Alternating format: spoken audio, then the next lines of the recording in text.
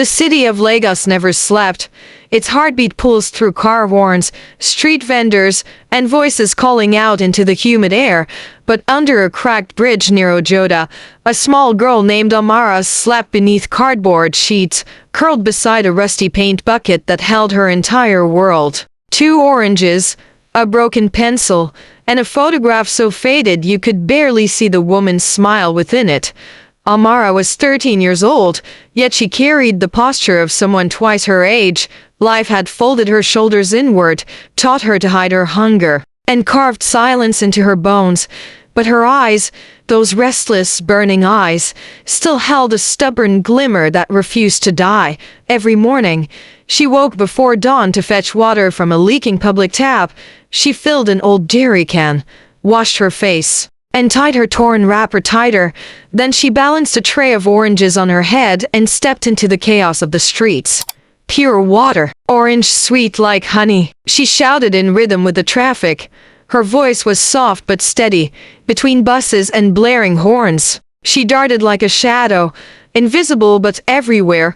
Sometimes people bought from her. More often, they didn't. Sometimes they smiled. More often, they didn't. When the heat became unbearable, she found refuge under a billboard that read Daramola Group, building Africa's future. The irony was cruel. She sold fruit to survive beneath the face of a billionaire who probably didn't know girls like her existed. But what Amara lacked in food, she made up for in curiosity. Every evening, she would collect old newspapers from the gutter, pages torn, words smudged by rain, and trace letters with her finger, whispering the sounds. B-A-N-K. Bank. Her mother's voice echoed in her mind, soft and warm. Never forget your letters, my child. Words are keys. Someday, they'll open your door. Her mother, Gozi, had died 2 years earlier from malaria. No money for medicine. No family left to help. Her final words weren't about sorrow or goodbye. They were about letters, learning, and light. And Amara had built her life around that final promise. To learn, even if the world had turned its back.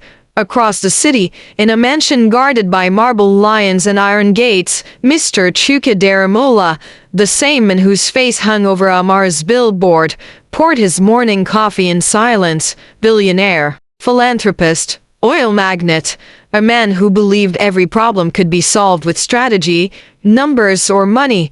But there was one problem he didn't know how to fix. His daughter, Zara. Zara sat across from him, school uniform crisp, iPad open, but her eyes were clouded with frustration. Daddy, I don't get it. The teacher said to find the lowest common denominator. But it just looks like gibberish. Mr. Daramola barely looked up from his phone. Then study harder. I can't help you with childish things like fractions. But I've tried. Zara muttered, her voice small. You're a Daramola. He said without glancing up, there's no such thing as can't. She bit her lip and looked out the window. A convoy of drivers waited outside. Every day was a blur of school, tutors, and silence.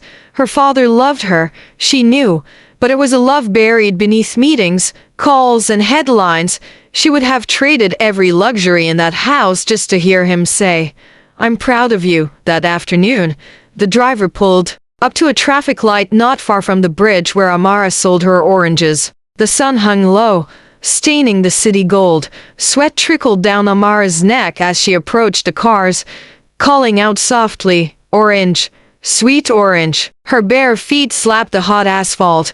Through the tinted glass of a black SUV, she glimpsed a girl her own age. Clean, polished, safe.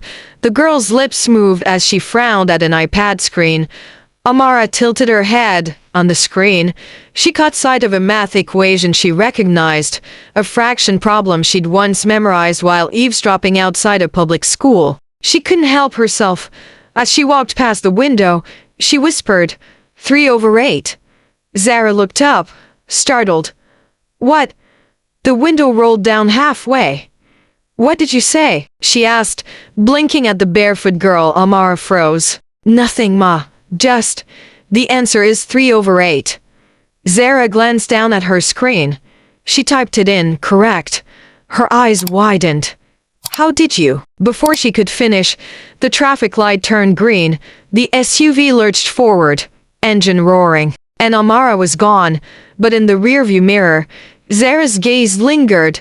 The girl with the tray of oranges disappeared into the dust, yet her voice echoed in Zara's mind. 3/8. That night, Zara couldn't sleep. She replayed that moment again and again. Who was that girl? How did she know the answer so quickly? She had looked so confident, so certain, while Zara, surrounded by privilege, felt like a failure. The next morning, Zara sat at breakfast, silent, lost in thought. "Daddy," she said finally, "do you ever think we ignore people who might be smarter than us?" Mr. Daramola frowned. "What do you mean?" "Nothing," she said quickly, "just curious." He shrugged and returned to his coffee. Under the same sunrise, Amara wiped dew from her cardboard shelter and stared at her mother's photograph. "Mama," she whispered, "maybe today's the day my door opens." She didn't know that across town, a billionaire's daughter was thinking the same thing, because fate was already writing their names in the same story, one in dust, one in gold. Sometimes, destiny doesn't knock on your door. It stops beside you at a traffic light. And if stories like this remind you that kindness still matters, maybe, just maybe, pause for a second before you scroll away. Subscribe, not for me, but for the next child like Amara who just needs one person to see her. Maybe this will help her. Morning came wrapped in the gray breath of Lagos traffic. Horns blared, hawkers called, and engines coughed smoke into the rising sun. But beneath that noisy orchestra, Amara moved like a shadow, barefoot, steady, determined. The tray of oranges balanced on her head was lighter than yesterday. She had sold most of them, but not enough to eat twice. Her stomach ached, but she ignored it. Hunger, she'd learned, was like rain. It came and went. What mattered was surviving long enough to see it pass. She weaved between cars at the Ojota Junction, calling softly, "Orange, sweet orange, very sweet." Some drivers waved her off, others rolled up their windows as if her poverty was contagious. Still, she smiled, because anger didn't sell fruit. Around noon, she paused near a food stall. The aroma of jollof rice twisted through the air. Taunting her, she counted the coins in her hand. 50 naira, not enough. She sighed, squatted by a wall, and tore her last orange in half. Juice dripped down her fingers. She sucked it slowly, pretending it was rice. Behind her, someone laughed cruelly. "Naso street pike and day chop breakfast?" Amara didn't turn. Insults no longer cut. They only confirmed what she already knew. The world had no space for her. What the world didn't know was that she had a secret. A secret place where she wasn't a hawker or an orphan, but a student. When the school bell rang across the road, she hurried there. Queens Hill Primary, a private school fenced with green paint and razor wire. She crouched behind the fence, peering through a crack wide enough to see the chalkboard. From that tiny window, she watched a teacher write fractions, simplifying denominators. Her heart beat faster. She whispered along, tracing the numbers in the dirt. Quarter plus half equals what her voice was soft but sure. 3/4. Then, the class burst into laughter at something the teacher said. For a brief second, Amara smiled too. She imagined herself in that uniform, her name on the roll call. But imagination didn't pay school fees. A bell rang, scattering children like colorful birds. Amara ducked behind a bush, afraid they might see her. Yet part of her wanted them to. Maybe if someone saw how much she wanted to learn, they'd let her in, maybe. But no one ever did. That evening, she walked to the market to return the unsold oranges. The woman who gave them to her, Mama Tenny, sat fanning herself with a newspaper. Her face was lined but kind. "You tried today?" she asked. Amara held out her coins. "Small, small, Mama, but tomorrow go better." The woman counted the money and sighed. "You're a strong girl, Amara. You remind me of my daughter. God rest her soul. Don't give up." And Amara smiled faintly. "I won't, Mama." "Good. Come early tomorrow. Maybe we go sell plantain instead." That night, Amara curled beneath the bridge again, clutching her broken pencil. She drew letters in the dirt until her eyelids drooped. Before sleep claimed her, she whispered, "Thank you, Mama Tenny." But the next morning, the woman's stall was empty. Someone said she had collapsed during dawn prayers. By afternoon, word spread, Mama Tenny was gone. Amara sat by the stall long after others had left. Staring at the empty chair, the market buzzed around her. But she felt suspended in silence. Every time life gave her a reason to hope, it snatched it away before she could hold it. She whispered, "Why, God? Every time I find light, you blow it out." That night, she didn't go back to the bridge. She wandered the streets aimlessly, hugging her tray, her stomach rumbling. She stopped at the billboard again, the one with Mr. Daramola's smiling face and the slogan "Building Africa's Future." She laughed bitterly. "You're building your future, sir. But what about mine?" A bus roared past, splashing muddy water across her legs. She wiped it off with a sigh. "Tomorrow will be better," she said softly, though she didn't believe it. Across town, inside Daramola's glass mansion, Zara sat at a polished marble desk covered in textbooks. Numbers stared back at her like enemies. Her tutor, a stern woman with glasses, pointed at the page. "Zara, what is the value of X?" I don't know," Zara stammered. The tutor sighed. "We've done this 3 times. You must focus, my dear. You can't keep disappointing your father."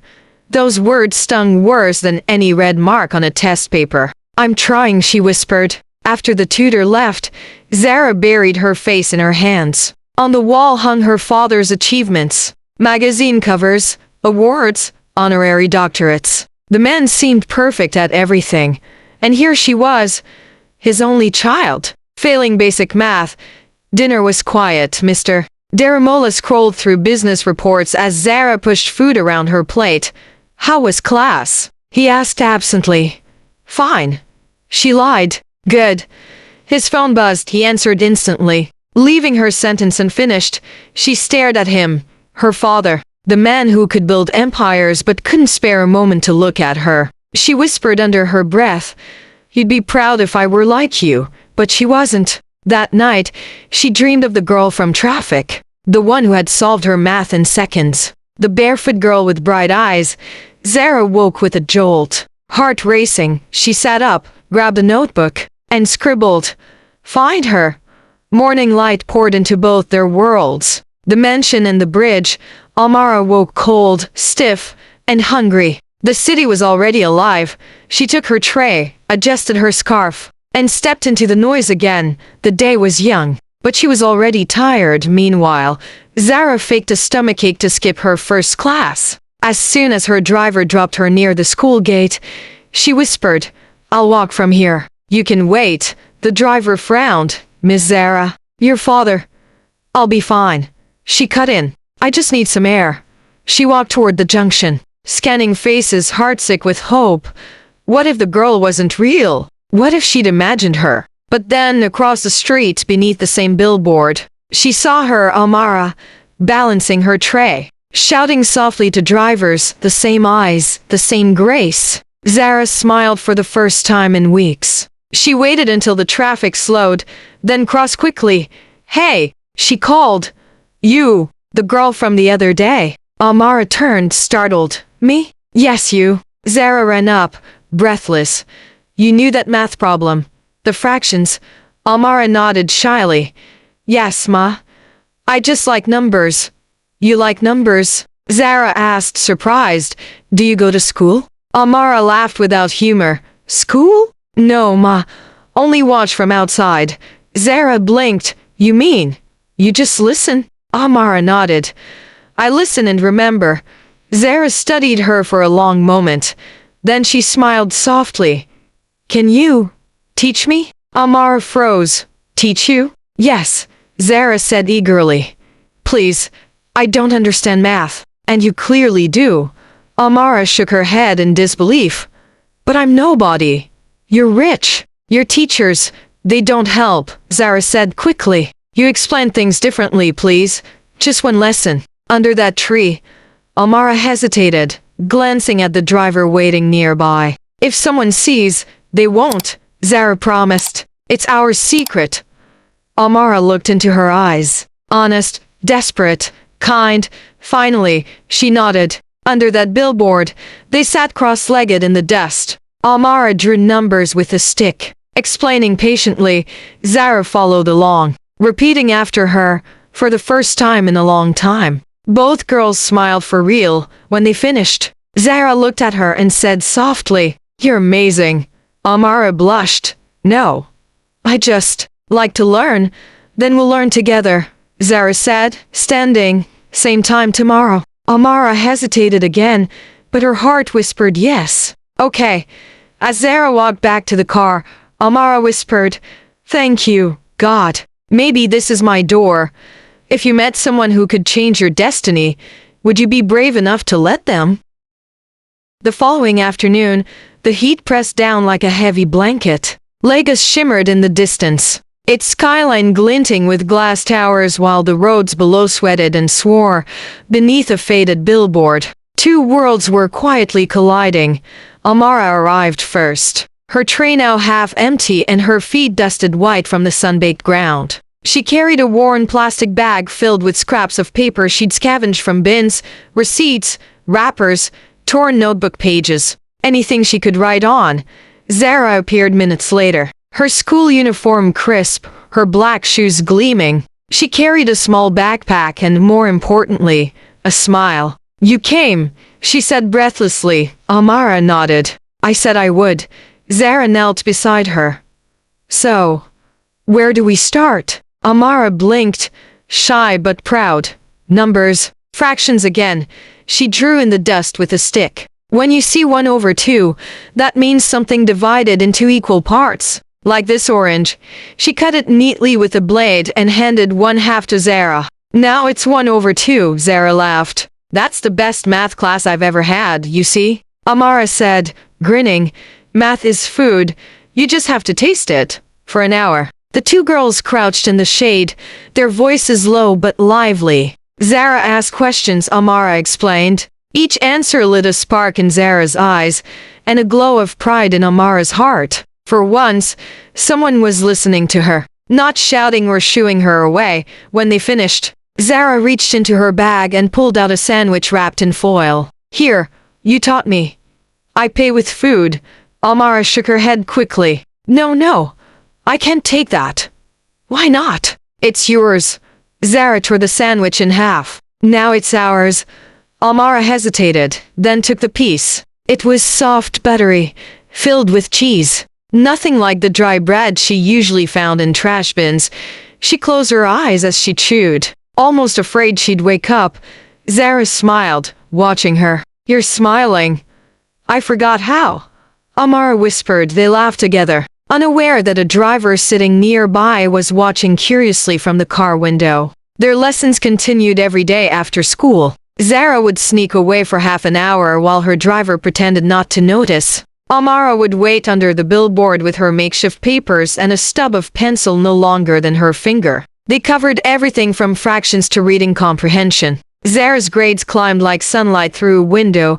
The teachers began to notice. "Zara, you've improved remarkably," said her math teacher one morning. "Keep this up, and you'll top the class." Zara smiled to herself. If only they knew who my real teacher is. At home, her father noticed too. "You seem happier," he remarked one evening as they ate dinner. "I'm learning better now," she replied. He looked up. "The tutors are finally earning their pay then." Zara almost laughed. Something like that. But Amara's world wasn't changing as fast. She still slept beneath the bridge, still sold fruit, still dodged insults. Yet something was different. Her heart felt lighter. Every time she saw Zara, the world seemed less cruel through Zara. She caught glimpses of what normal childhood might feel like. Laughter without fear. Learning without shame.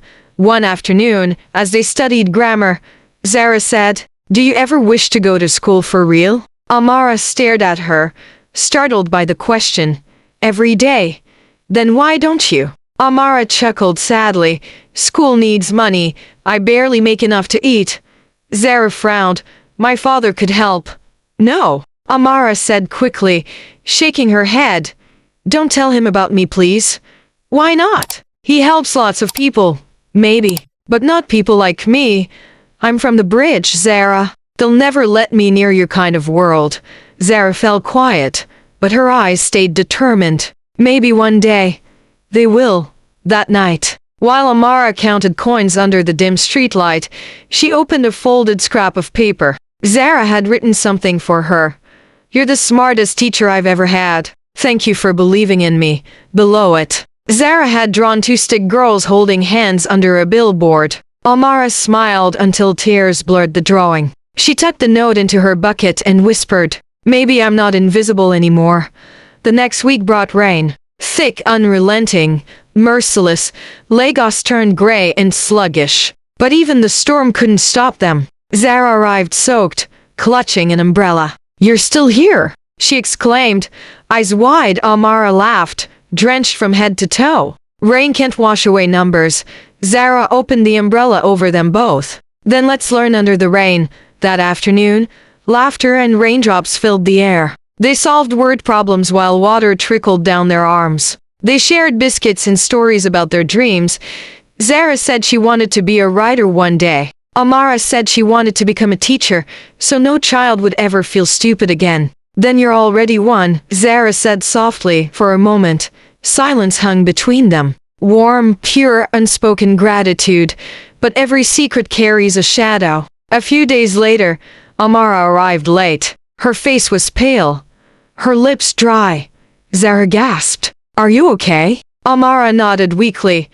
Just hungry. Haven't sold enough. Without a word, Zara opened her lunchbox and pushed it toward her. Eat. I can't. Please. Zara insisted. You said math is food. So is this. Amara laughed, tears filling her eyes as she ate. You're strange, she said. Maybe. But so are you. They giggled again, but their laughter drew attention. Two boys passing by pointed and whispered. See that rich girl with a beggar? Zara froze. Amara's face fell. Ignore them, she murmured. But Zara couldn't ignore it. She glared at the boys. She's not a beggar. She's my teacher. The boys scoffed and left, muttering. Zara turned back to Amara. They don't know anything. Amara smiled sadly. They know enough. People see where I live, not who I am. Then I'll see both, Zara said. Always, that evening, as Zara's car rolled into the mansion driveway, Mr. Daramola was waiting. You're home late, he said, checking his watch. Zara's heart thumped. Traffic. She lied. Traffic again. His tone was sharp. You're 12, Zara. You shouldn't be wandering off. I wasn't. She began. But he waved her off and walked away, already answering a phone call. As always, work came first. Zara bit her lip. If he knew where she'd been, what he'd think of Amara, she whispered to herself. He'll never understand. That night, she opened her diary and wrote, Amara taught me something new today.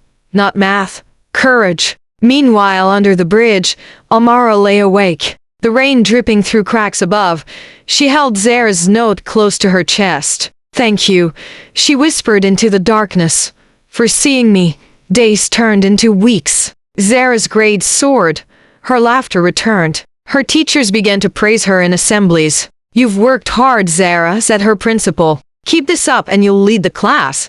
Zara smiled proudly, but her thoughts drifted to Amara waiting outside somewhere in the sun. She wished she could tell everyone the truth. She wished she could shout, my teacher doesn't wear a uniform. She sells oranges, but she kept the secret, for both their sakes, because secrets can be precious, but also dangerous, and soon, their secret would no longer belong to them. If the world told you friendship like this was wrong, would you protect it, or let it go? The afternoon sun blazed like molten glass over Lagos, painting the air in shimmering waves of golden dust. Amara sat beneath the billboard, her stick tracing patterns in the sand as she waited. She had memorized Zara's schedule by now. The dismissal bell, the hum of the school bus engines, the distant chatter of students. 5 minutes, then 10, no sign of Zara. Her stomach tightened. Maybe she's not coming today. But just as doubt began to creep in, A familiar voice called from behind the fence. Missed me? Amara turned and smiled. Zara stood there, a little breathless, holding a paper bag. I brought you something. Inside were notebooks, pencils, and Amara gasped softly. A small math textbook. You didn't have to, she said, voice trembling. I wanted to, Zara replied. It's easier to teach me if you have real paper instead of sand. Amara blinked back tears. Thank you. Zara sat beside her. You know, I got the highest math score in class today. Teacher almost fainted.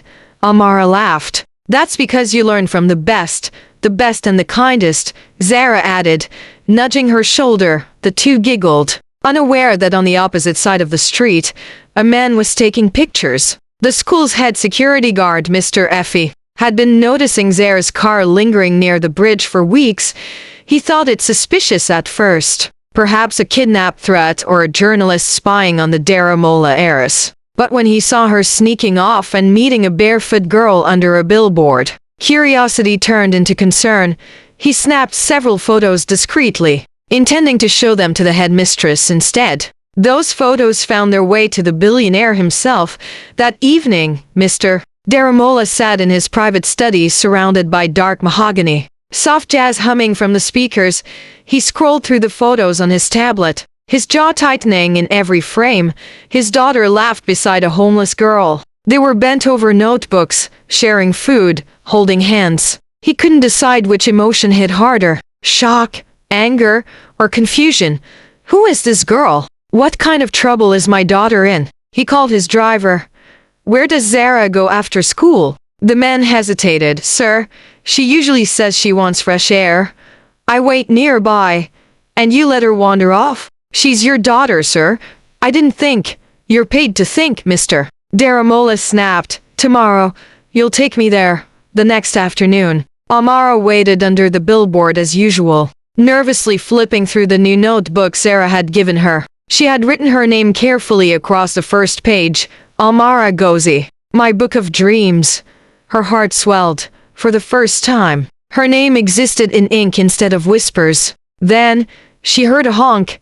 Zara's car rolled to a stop, and out stepped the girl herself, smiling, waving, excited. Ready for today's lesson? She asked. Amara nodded eagerly. We'll do word problems today. You like them? They sat in the shade, laughing as they worked through exercises. Amara's voice carried rhythm. Each equation a song, each answer a celebration. She didn't notice the black SUVs pulling up quietly behind them. She didn't notice the man stepping out, tall, broad-shouldered, dressed in a dark kaftan that whispered money and authority. Zara. The shout cracked through the air like thunder. Zara's head snapped up. Her blood ran cold. Daddy. Amara froze, dropping the stick in her hand. Mr. Daramola's eyes burned as he strode toward them. What are you doing here? Daddy. And who is this? He pointed at Amara, his voice a mix of disbelief and fury. Amara's throat closed. She rose slowly, eyes lowered. Sir? Do you know who I am? He demanded. Amara nodded faintly. Yes, sir. Everyone does. Then why are you here with my daughter? Because, she whispered. She asked me to teach her. He blinked. Teach her? Yes, sir. Zara cut in quickly. She's not lying. She's been helping me understand math. I was failing, but now I'm improving because of her, Mr. Daramola stared at her, speechless. You mean to tell me that this street girl, his voice cracked, is your tutor? Zara nodded, tears brimming. Yes, she's brilliant, Daddy. You don't know she. Enough. He barked. The guards flinched. Amara took a step back, her hands trembling. Please, sir, don't be angry. I didn't mean to cause trouble. I just wanted to help her learn. Mr. Daramola's eyes softened slightly, but pride held his tone hard. Where are your parents? Amara swallowed. My mother died, sir. My father, I never knew him. Where do you live? She hesitated, then pointed weakly toward the bridge in the distance. There. For a long moment, silence stretched heavy between them. The billionaire looked from his polished daughter to the barefoot girl beside her. The contrast was unbearable. He could have walked away, He could have forbidden the friendship, dismissed the encounter as a mistake. But something in Amara's eyes stopped him. An intelligence raw and unpolished, but unmistakable. He said quietly, "Get in the car." Amara's eyes widened. "Sir, you're coming with us now. Please, don't punish her," she said quickly, glancing at Zara. "She didn't do anything wrong." "I said get in the car," he repeated, his voice lower now, not angry, but resolute. Zara stepped forward, gripping her father's sleeve. "Please don't be mad. She's my friend." "Friend?" He turned to her, incredulous. "Do you have any idea what people will say if they see you with?" "I don't care what they say," Zara cried. "You always tell me education is power. She's the reason I understand anything now. She's not just smart, Daddy.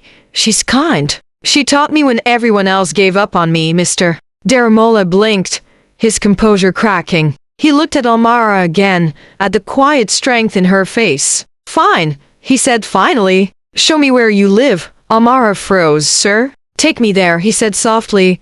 "I want to see." The ride to the bridge felt endless. Amara sat on the edge of the leather seat, too afraid to touch anything. Zara sat beside her, clutching her hand tightly. Mr.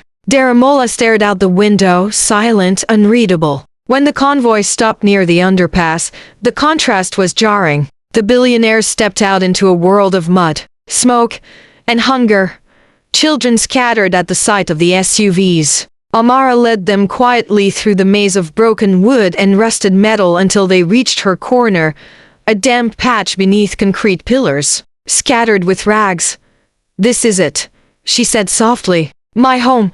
Mr. Daramola looked around, his face tightening. "You live here?" She nodded. A woman nearby muttered, "That's the one who sells oranges. Strong girl, but alone." He turned back to Amara. "Where's your mother?" Amara's voice wavered. "Gone. She used to sing to me here. She said my brain was my only treasure." Mr. Daramola stared at her in silence. Then he turned to his driver. "Call Dr. Hassan. Tell him I need housing arrangements. Temporary shelter immediately." Zara gasped. "Daddy? Does that mean?" He nodded slowly. "Yes. We're not leaving her here." Amara's knees buckled. "Sir, I don't understand."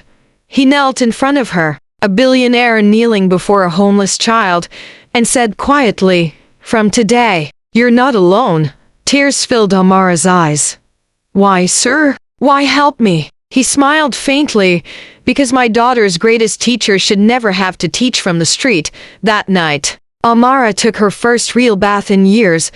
Zara handed her clean clothes and watched her reflection in the mirror. The grime washed away to reveal a child. Thin but radiant, fragile but alive. Downstairs, Mr. Daramola stood by the window, watching the city lights flicker. His mind replayed Amara's trembling voice, her bare feet in the mud. The words, "My brain is my only treasure." For the first time in a long time, he felt ashamed, not for his wealth, but for his blindness. He whispered to himself, "Maybe it's time to build more than towers. Would you still see the same world if, for one moment, you looked through the eyes of someone who had nothing?" Morning sunlight filtered through the tall glass windows of the Daramola mansion, washing the marble floors in gold for the first time in years. Laughter echoed through the halls, not from servants or guests, but from two teenage girls chasing each other with hairbrushes. Amara was almost unrecognizable. Her hair was clean and braided, her skin glowing, her eyes bright with disbelief. Dressed in a borrowed white shirt and blue skirt, she looked more like a student than a street hawker. Yet even surrounded by luxury, she moved carefully, afraid to touch anything that might shatter her dream. Zara twirled beside her. "You look like me now," she teased. Amara smiled shyly. "I look like someone who belongs somewhere downstairs." Mr. Daramola watched them from his study doorway. He couldn't remember the last time he'd seen his daughter this happy. All the tutors, all the expensive camps, all the psychologists, none had pulled her out of her loneliness the way this barefoot girl had. He stepped into the living room. "Girls," he called gently. Both turned. "Breakfast is ready." Amara stiffened automatically. "Sir, I can wait until you'll eat with us," he said simply. "Your family here." Family. The word landed softly, as if her heart didn't quite believe it yet. At the table, silver cutlery gleamed, fruit glistened, and the scent of fresh bread filled the air. Amara hesitated before sitting. Zara grabbed her hand. "Come on, teacher." The billionaire watched them eat, a strange mix of pride and humility stirring in his chest. He'd spent decades building empires but had somehow forgotten what it meant to build people. When the plates were cleared, he turned to Amara. "I made some calls last night. Starting today, you'll attend Zara's school. Officially." Amara's fork slipped from her hand. "Sir?" "Me?" "Yes. I spoke with the headmistress myself. You'll have uniforms, books, everything you need." Her eyes filled instantly. "But I can't pay." "You've already paid," he said. With kindness, Zara squealed and hugged her. "You're going to be my classmate." Amara could only whisper, "Thank you, sir. I'll make you proud." "You already have," he replied softly. 2 weeks later, whispers followed Amara through the school gate. "Isn't that the girl who used to sell oranges? She's friends with the boss's daughter now. She won't last a term." Amara heard them all but kept walking. Head high, Zara walked beside her like a shield, daring anyone to mock inside class. The same teachers who once scolded Zara now watched in awe as both girls raised their hands together. By the end of the term, Zara was top of her class. Amara was first overall when the results were announced at assembly. The hall erupted. The principal smiled, gesturing toward the proud father in the front row. "Ladies and gentlemen, these two remind us that education is the great equalizer. One teaches with privilege, the other with perseverance. Together, they show what humanity truly means." Mr. Daramola clapped until his palms stung. That night, he invited Amara into his study. The room smelled of leather and paper and a lifetime of ambition. On the wall behind his desk hung framed newspaper articles about mergers and awards, but they suddenly felt small compared to the child standing before him. "I want to tell you something, Amara," he began. "When I saw you that first day, I thought you were a problem. Now I know you were an answer." Amara blinked back tears. "An answer to what, sir?" "To everything I forgot," he said quietly. "I built towers but never looked down to see who was living beneath their shadows. You opened my eyes." He opened a folder and slid a document across the table. "This is a scholarship, your education through university, fully paid. And when you're ready, the Amara Foundation will open. Its purpose is to give children like you a chance." Amara's hands trembled as she read her own name printed in neat letters. "The Amara Foundation for Street Education." "I can't," she began. "Yes, you can," he said, smiling. "This foundation is yours as much as mine. Together, we'll build the kind of future that Billboard should have promised." She covered her face, sobbing quietly. When she looked up, he had tears in his eyes too. Months passed. Seasons shifted. Under Mr. Daramola's care, Amara grew stronger. She visited the bridge often, bringing food and notebooks to the children who still slept there. One evening, Zara joined her. They sat side by side, handing out pencils and biscuits. A little boy tugged at Amara's skirt. "Auntie, are you really from here?" Amara smiled softly. "Yes, but I never left. My heart's still here." She turned to Zara. "Do you ever think about how strange this is?" Zara laughed. "You mean how a billionaire's daughter has a teacher from the streets?" "Exactly." Zara squeezed her hand. "Strange but perfect." A year later, Queens Hill Academy held its annual award ceremony. Parents filled the hall, phones flashing, the air buzzing with pride. When Amara's name was called as Student of the Year, the applause thundered. She walked onto the stage wearing her neat blue uniform, her smile radiant. Mr. Daramola rose to his feet, clapping with tears glistening. Zara whistled and cheered until her voice cracked. At the podium, Amara's voice trembled at first, then steadied. "A year ago, I sold oranges outside the school. I thought education belonged to other people. Then someone looked at me, not with pity, but with faith, and that changed everything. So I stand here not as a miracle, but as proof that one act of kindness can rewrite an entire story."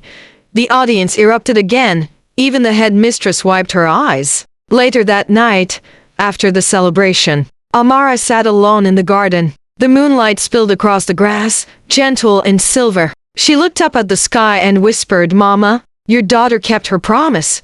Zara appeared beside her, barefoot, carrying 2 cups of juice. "Talking to the stars again?" Amara nodded. "Always." Zara handed her a cup. "Daddy says next week you're going on TV for the foundation launch." Amara groaned. "I'm terrified." "You'll be fine," Zara said. "You've been teaching the world since the day we met." Amara laughed softly. "You think so?" "I know so." They clinked their cups together. "To learning," Zara said. "To friendship," Amara replied. They looked up at the mango tree in the corner of the garden, the same kind of tree under which their lessons had begun, and smiled. The following morning, newspapers across Nigeria carried the headline, "Billionaire launches Amara Foundation, a street girl's journey from bridge to boardroom." In one photo, Amara stood beside Mr. Daramola and Zara, cutting a ribbon. Her eyes glowed not with wealth, but with purpose, for every orphan, for every forgotten child selling sachet water or oranges in the sun. She had become a living symbol of hope, and for the billionaire who once thought compassion was charity, she had become a mirror reflecting what true wealth looked like. Years later, when Amara gave her first speech as the foundation's director, she ended with the same words her mother once whispered to her under the bridge. "Words are keys, and kindness is the door they open." She looked straight into the cameras, her voice steady and full of light. "No child is born worthless. No heart too small to hold greatness. All it takes is one person to look close enough and believe." The crowd rose to its feet. Zara wiped her eyes. Mr. Daramola smiled with pride deeper than any fortune could buy. And somewhere in the city, under that same old bridge, a group of children huddled around a donated projector, watching her speech on a small screen. When Amara's face appeared, they cheered, chanting her name, proof that dreams can, indeed, find their way home. If one act of compassion could change a life, imagine what it could do. Who around you might just be waiting for you to look close enough. So if this story moved you, even a little, don't let it end here. Share it, subscribe, and carry its light forward, because somewhere, another Amara is still waiting under her bridge, whispering her alphabet to the wind, hoping someone will hear. Thank you for watching all the way through. If this story moved you, the next one will surprise you in ways you won't expect. Go ahead and click the video on your screen. Your next story awaits.